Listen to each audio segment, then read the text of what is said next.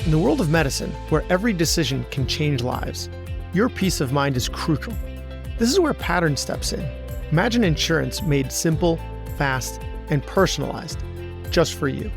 With Pattern, you're not just getting disability and life insurance, you're insuring your future and protecting your greatest asset, your income.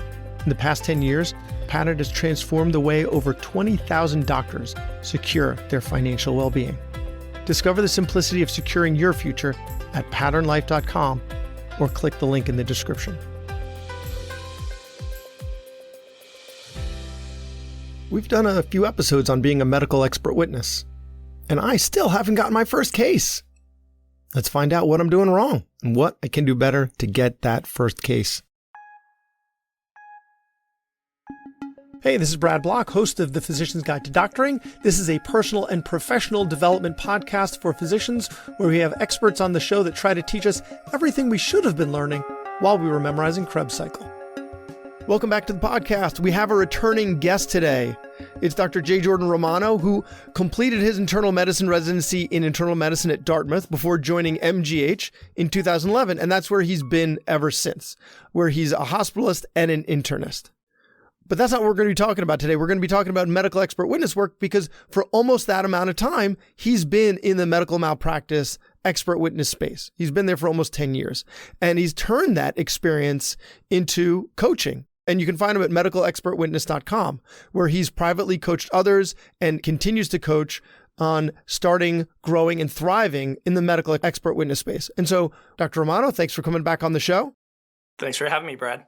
So last time, a lot of what we talked about was once you do get started, as you said, turn on the spigot, right? So that it really starts flowing and you're getting a lot of cases.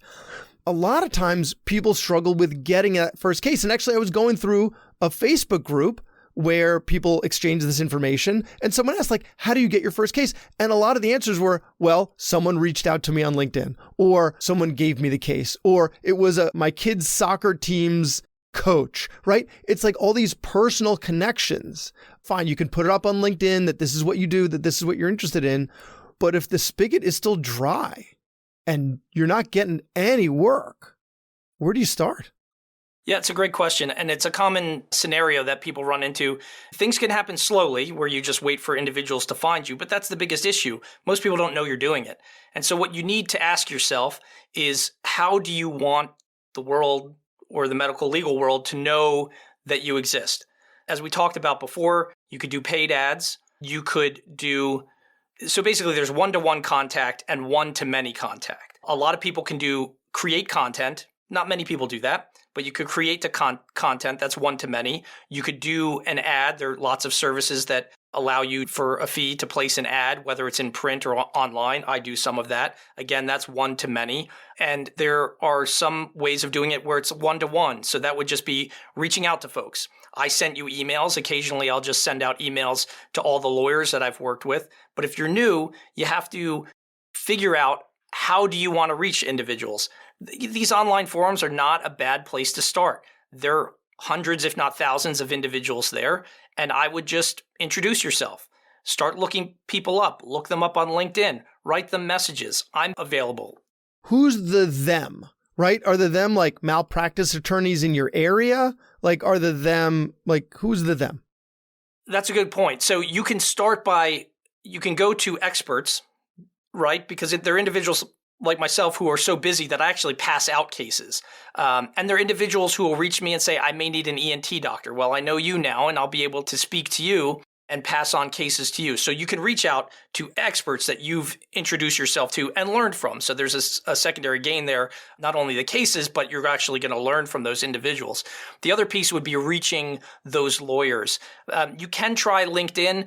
You can create, if there's one-to-one, it would also be doing a cold email. And then the next logical question is, well, where do you get the email list? One is just through grunt work and finding things, just like there are lawyers for, or websites for medical experts, or there are websites for lawyers, and you could try to create your own list.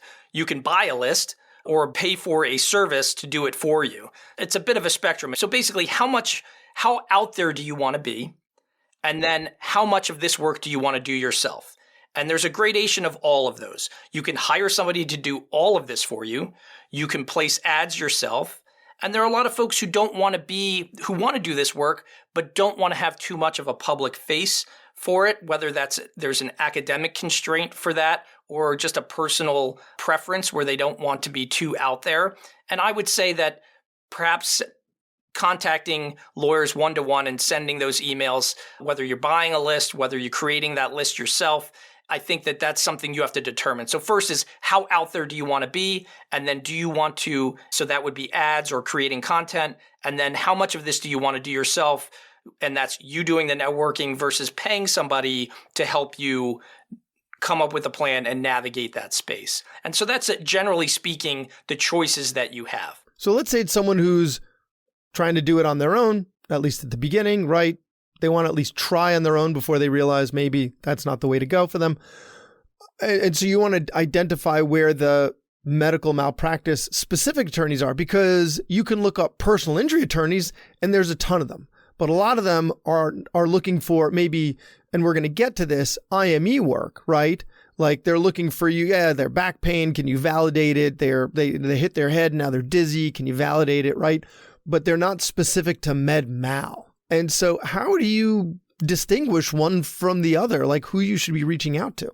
For me, when I made my first list, it was just a lot of hard work. It was just a lot of Googling, and it was medical malpractice in Florida. And I tried to do state specific. You did residency at Dartmouth, and now you're at MGH, Florida. Why were you looking in Florida? When you Google and you look up where most of the medical malpractice is, it's in every state, but there are nuances to the laws in every state and the amount of cases that are in every state. As it turns out, Florida is one of, I would put it in the top 10, if not in the top 3 to 5 in terms of number of cases. And so that's an area where it is a place where you're going to find a lot of medical malpractice attorneys compared to like Montana. I have never had a case in Montana. I'm sure there's some medical malpractice there, but probably not all that much. There are also not 22 million people there, like in Florida. Exactly. So think of the larger states. It's New York, New Jersey, Pennsylvania, Florida, California, Texas. So you were looking at a place that has a higher density of cases, even though it's nowhere near where you live. Oh, absolutely. And to be honest with you, here's a perfect example. I was called about a week ago with a case, and they wanted me because I was local. And it's just been a rule of mine from when I started that the conflicts are just likely too high. And I spoke to them and I just said, I'm not telling you what you should be doing. But I'm going to tell you what you should be doing. Yeah, right. Anybody you pick is going to be conflicted and somebody's going to see right through that. And it was a sister hospital. I have the same insurer. So I'm insured by the people that they were going after. And I just said that, this isn't something I can touch. And anybody I know won't be able to touch this because they'll be conflicted. So as a general rule, I stay 1 or 2 states away from where I actually am. I've seen some experts where they don't have a problem doing medical malpractice, in their state. Maybe they're in a large state and it's a different hospital and they're okay with it. As a general rule, and I've thankfully been busy enough where I haven't felt the need to take a case. I've never taken a case in my home state or an adjacent state. And is that also because then you get to trip to Florida if they need to depose you or you go to trial? What's great about medical expert witnessing is most of the depositions are by Zoom. And they actually like to travel to you because the lawyers get to expense the trip. So I can count on one hand how many times I've traveled for a deposition. It usually are traveling for trials, which can be disruptive depending on your schedule. So I might be incorrect about some of what I'm about to say, but I thought that trial lawyers, typically, they're Democrats. They support Democratic candidates who then create laws that are more favorable to patients, to those who are injured, right? And so the trial lawyers donate to their campaigns. So I would think that the blue states would then be more favorable and have more cases. But you're saying Florida is. I think it's just the nature also of the demographics that you have there. You have a lot of snowbirds or a lot of older patients. There's a lot of pathology in Florida. So I suspect that's a lot of it. And the rest of it, I think you nailed it earlier, which is just population based. It's just the density of the individuals. Now, proportionately, I suspect there are probably some smaller states. Yeah, not directly proportional to the population of the state. But yeah, okay. That's good. And that might be fertile ground for someone who's willing to do the legwork and kind of figure out, there aren't as many people and therefore not as many cases, but also not as many experts because there aren't as many people. So there might be a higher ROI to like figuring out what that in between is. And the key here too, Brad, is you don't need to figure this all out on your own. There are a lot of folks who have been doing this who you can just tap into their knowledge and learn from them. And whether that's on one side of the spectrum, paying for that service, and then the other side of the spectrum is just going onto a Facebook group and asking, intermittent questions there. But there's a middle ground that I don't think is explored as frequently, which is just reaching out and just asking, for some collegial time to have somebody mentor you and take, not a burdensome amount of time, but spend 30 minutes answering some of your questions to help you figure some of this out. This is a known process. It's just something that hasn't been described or discussed until, I would say, recent years. That's a good point. I've had people actually reach out to me about podcasting. And what I do is I'm like, listen, this is when I commute. It takes me about 30 minutes. Happy to hop on a call any of these times. And for me, I'm driving anyway. They get a half an hour to, bounce questions off me. And yeah, you're going to get, when you ask a specific person a specific question, you're going to get a much better answer than, to your point, just broadcasting on a Facebook group, hoping that someone's going to answer and hoping that the person that answers you actually has the expertise that you're looking for, not someone who's done one case and now they know everything about everything. And look, the other challenge that I'm seeing is I'm seeing a lot of people come into this space because it pays very well and they're looking for a way to supplement their income, which may have not gone up proportionate. Oh, you mean like when Medicare cut our rates by like 10%, even though the rate of inflation was the same? So they basically cut our rates by 20%? Something along those lines. But I see a lot of people coming into the space, but you have to be careful what you wish for. I think it's a good idea to take a couple cases and dip your toe into it to figure out like, okay, this is something I could figure out. This is something I enjoy. It is because if you invest too much into it and then you realize you don't, that can be problematic. Plus the other thing I would say is once you realize you like it, I think that you need to treat it like a business. And I think that that's something, the one piece of advice that I definitely would pass on. I waited too long in my mind and in hindsight, I wouldn't say I regret it, but I would have treated this more like a business earlier. And had I done so, it would have saved me a lot of headaches. What do you mean treat it like a business? Well, for instance, I'm not very good at being organized with the numbers. So I'm not one to keep track of things very easily. I was behind on billing and invoicing. I just had trouble keeping track of it. And finally somebody said, Jordan, just pay for a virtual assistant. And I did that within the last couple of years. It's been fantastic. It just saves me a lot of time.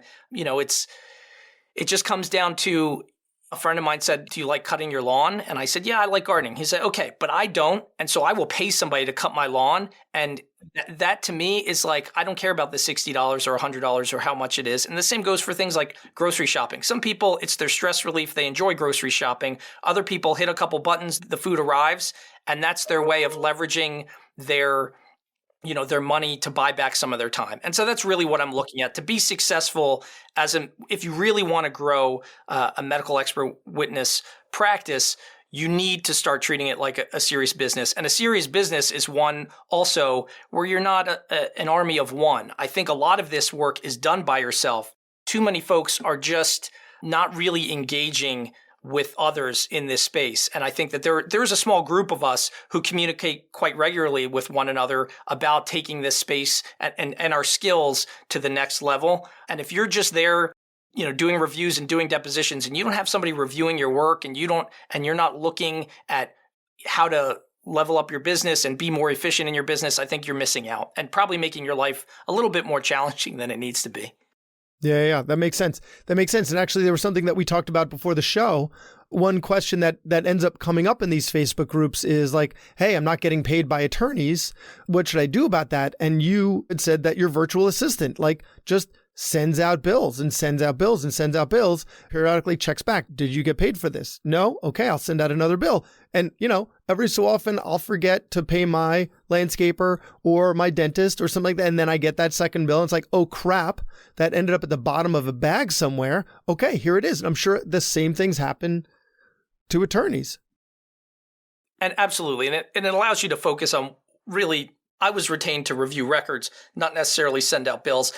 And I'm not trying to be, that's not a statement of arrogance. It's just more of practicality. No, we're physicians. Depending on what our time is how we're trading time for money. Your time, whether you're practicing medicine or medical expert witness, is worth a lot of money. And so the more time you can spend doing those two things and not anything else, the more efficient your time is going to be and the more free time you're going to have. Like just, take on another case and then hire a virtual assistant for a year or a couple months or whatever it ends up being. And that's really what it is. I'm not paying an exorbitant amount of money, but the return that I have on it, just to know that everything is in order, it just makes my life so much easier. I definitely would recommend it. Out of curiosity, where'd you find your virtual assistant? Because it seems like something that's one of those things that everybody has but me. Just like everyone's got a scribe but me, or at least it seems that way. But I wouldn't know where to begin to hire a virtual assistant.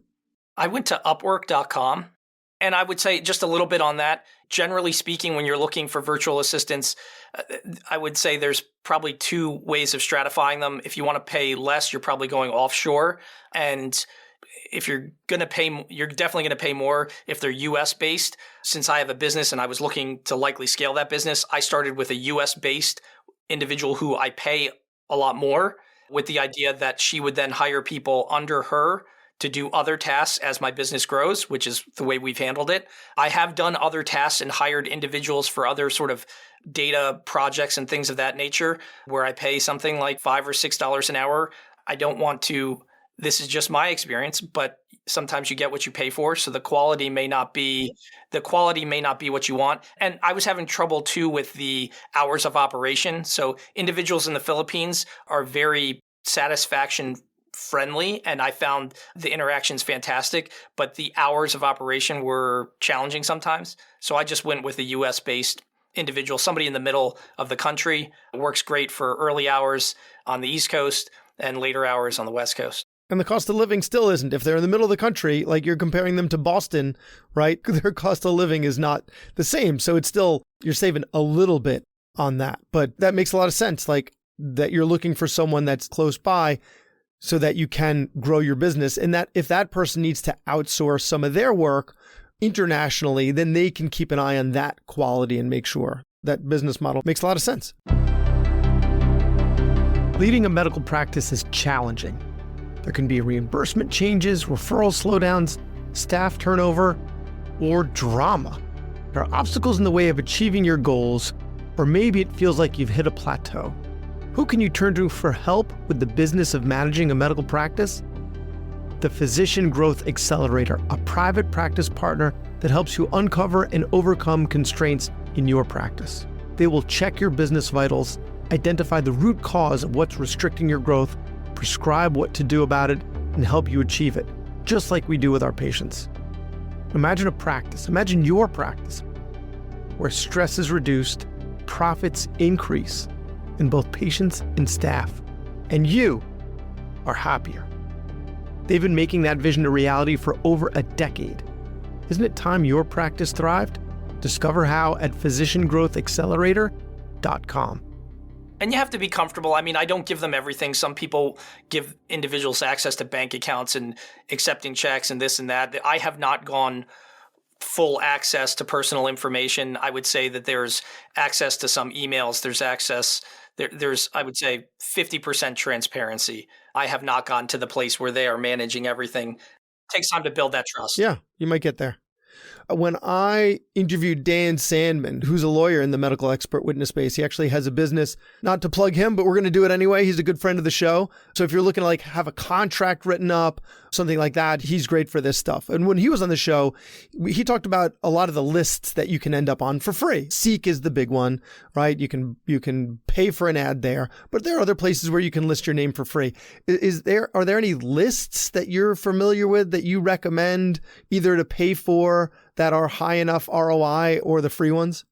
Dan's a fantastic resource and goes back to that network that I'm in contact with to chat about things and to learn from. He's been in this space a lot longer than I have. And so it's just, I've always have a lot of fun chatting with Dan. I would say there are again, as I mentioned before, there are lots of different ways to get your name out there. You tend to get what you pay for. There are some free lists. I like to have control of the message that I'm putting out. I advertise in one place. It's always paid for itself.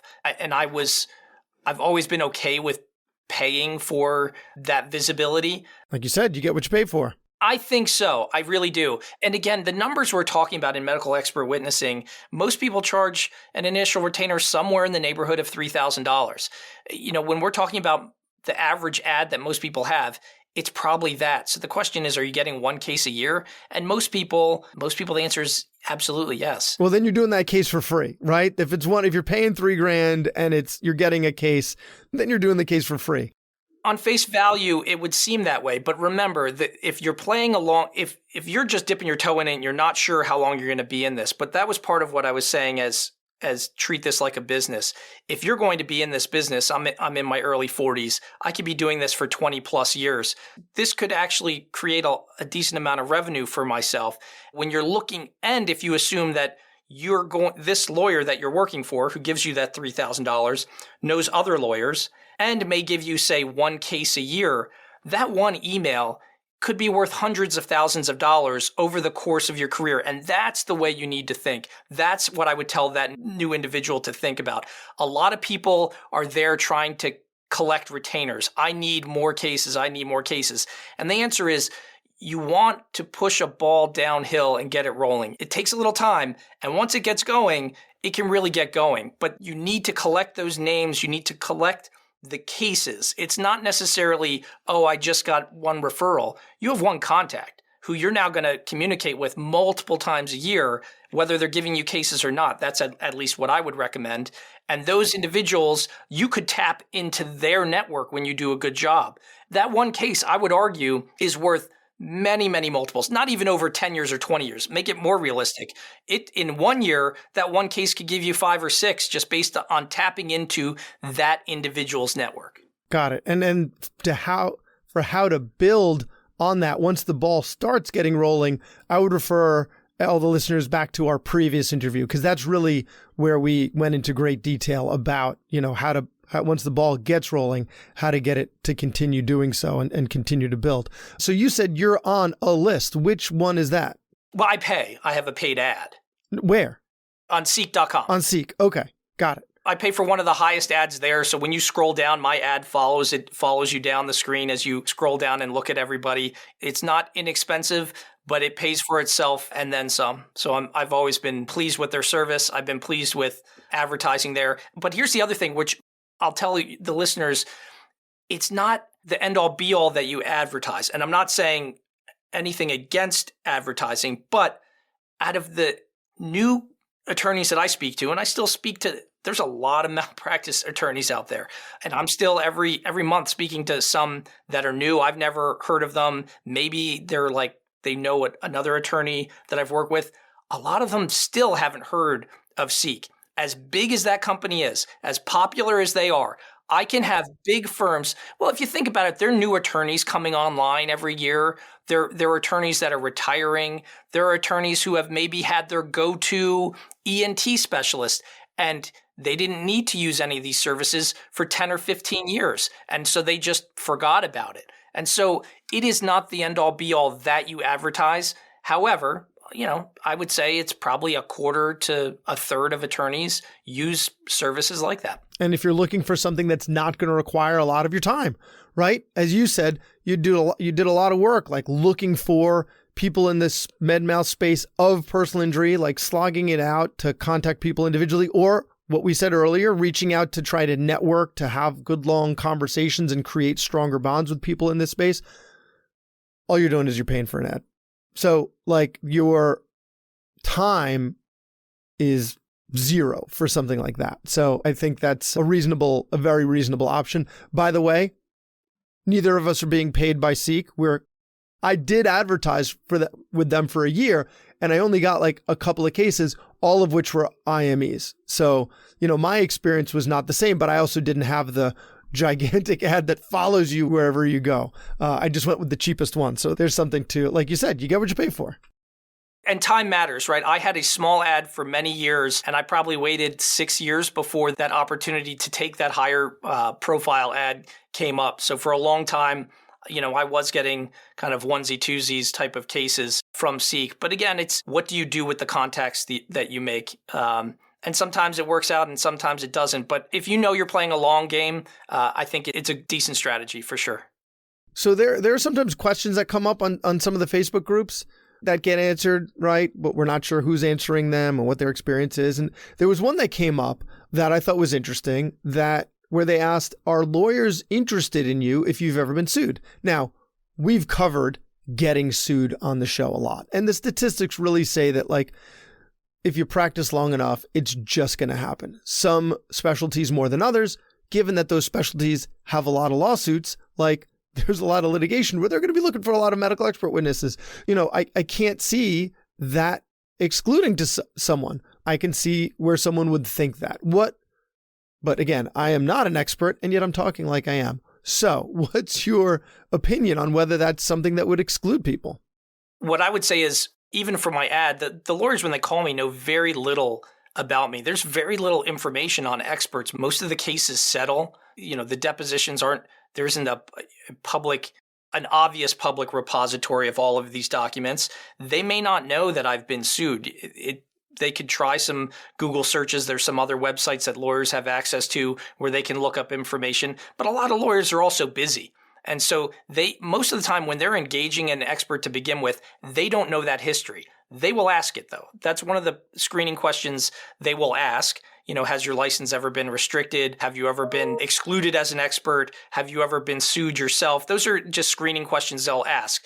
And like many, as you pointed out, it's not, hopefully not imminent, but it's inevitable for some specialties that, more likely than not, they will be involved in a malpractice suit. It does not disqualify you by any means. And when you're handling those sorts of questions in a deposition and a trial, it comes down to just how comfortable you are describing what happened and the outcome from it. It doesn't exclude you. And I think the lawyer is going to be interested in how confidently you answer the questions and what your experience is as an expert witness. But I think going into it, it's not like there's a naughty list somewhere and they're like, well, we're calling you and you're on this naughty list. They don't know.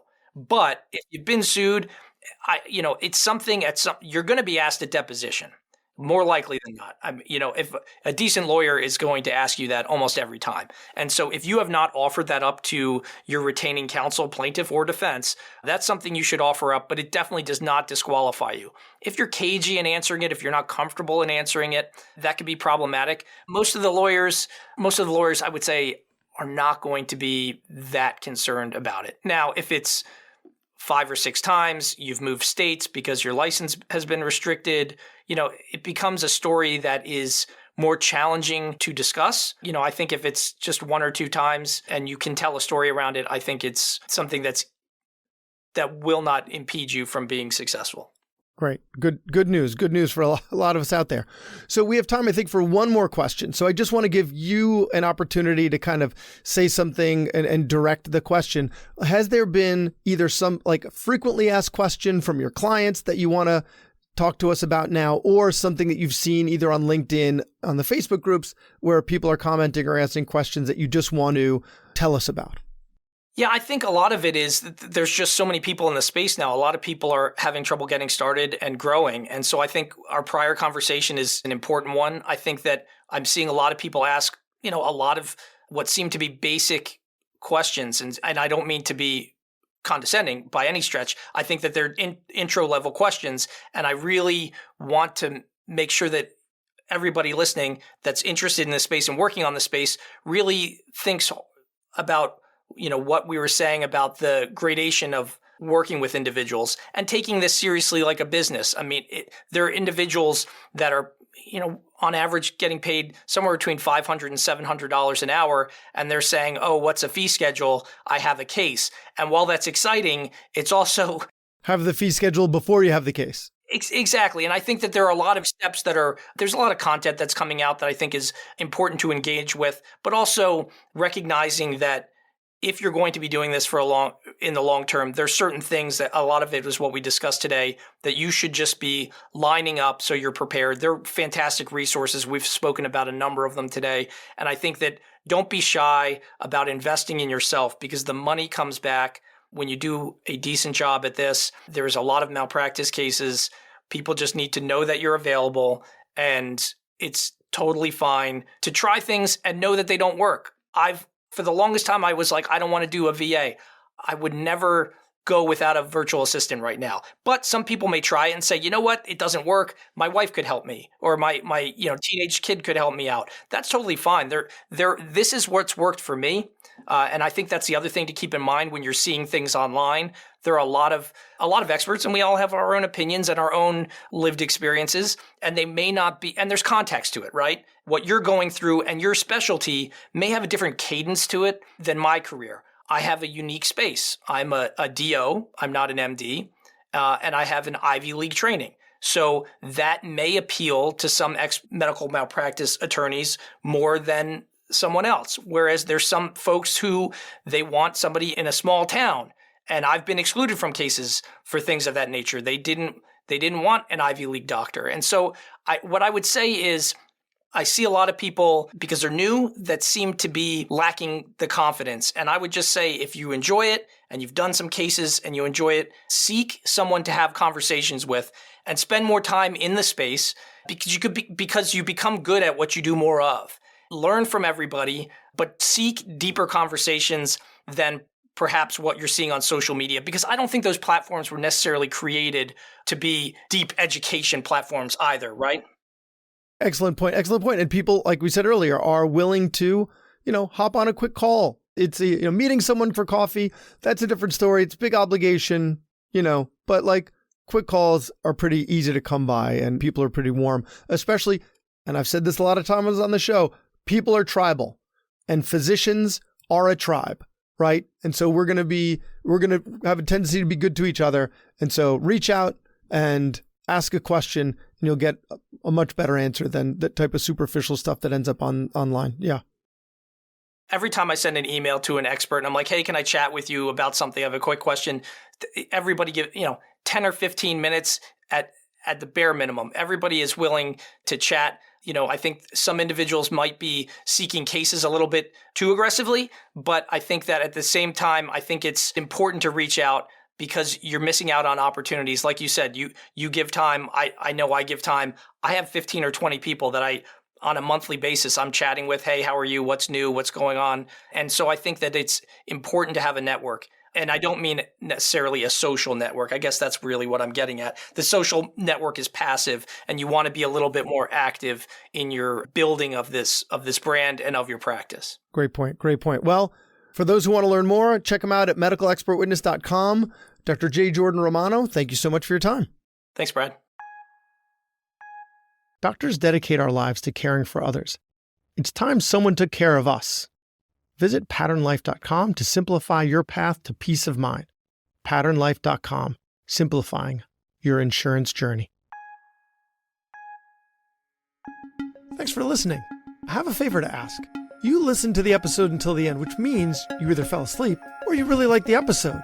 So please share it, or like it, or comment on a social media post, or write us a 5-star review. Something. It would really help me out. And maybe what you learned from this episode can help someone else too. The views expressed in this episode are those of the interviewer and interviewee, and don't represent the views of their employer or even their significant other. Even though the magic of podcasting make it sound like I'm talking directly to you. This is not a doctor-patient relationship, and this is not medical advice, or financial advice, or really any advice. Thank us again for listening to The Physician's Guide to Doctoring.